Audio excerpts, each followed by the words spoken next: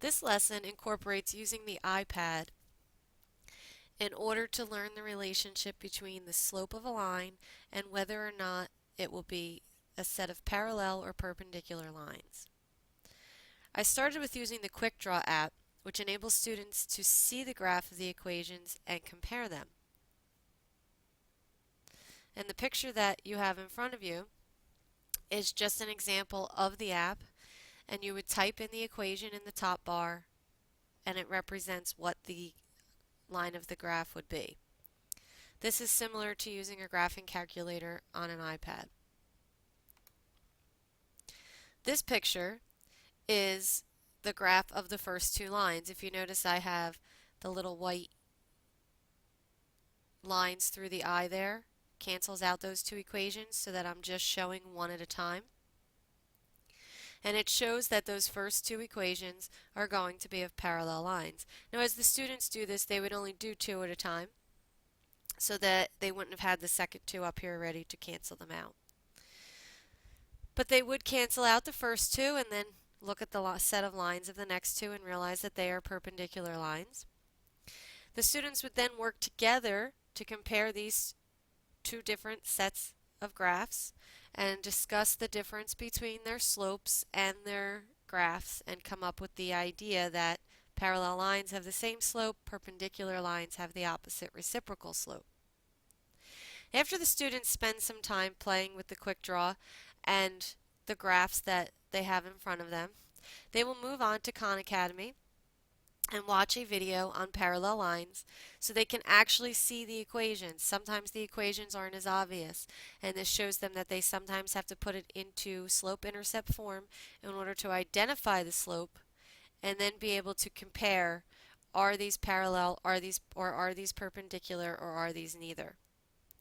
After doing that with the parallel lines, they're going to watch a video on perpendicular lines with the same idea involved, making sure that they're in slope-intercept form so you can identify the slope and determine what kinds of lines they are.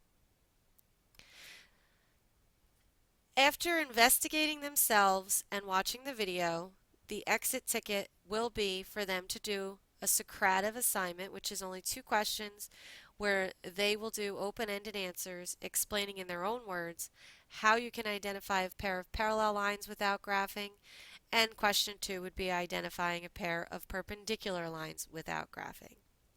This is using 3 different iPad apps in order to complete this assignment. It also allows the students to be actively engaged in their own learning at their own pace while collaborating with a classmate.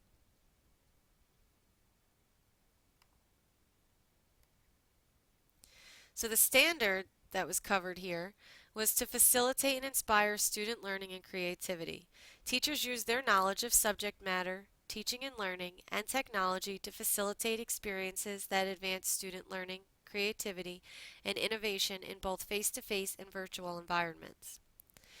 The main focus of this standard that my lesson includes is A, promote, support, and model creative and innovative thinking and inventiveness. The students use technology to come up with their own idea of parallel and perpendicular lines prior to watching the videos and learning about it, and then in the final answer they put it into their own words and explain what they learned themselves.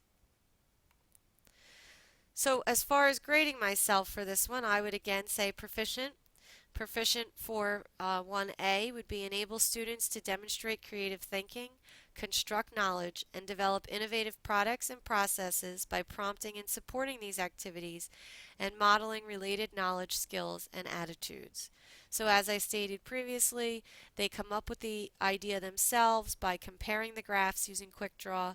They then get to watch a video to help make the information a little more concrete, and then they put it into their own words and summarize what they learned in today's lesson.